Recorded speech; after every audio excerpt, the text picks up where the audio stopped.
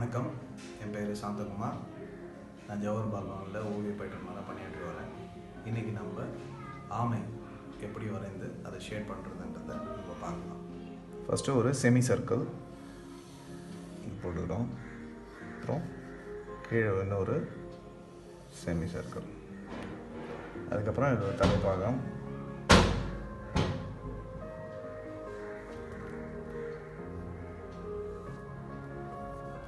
Mark பண்ணிவிட்டு கண் பகுதி, கழுத்து பகுதி, கால் பகுதி,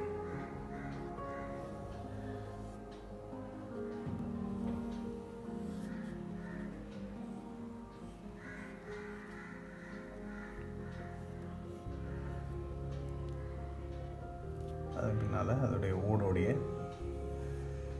தன்மைக்கு ஏற்ற மாதிரி அதனுடைய கோடுகளை வரைஞ்சிக்கணும்.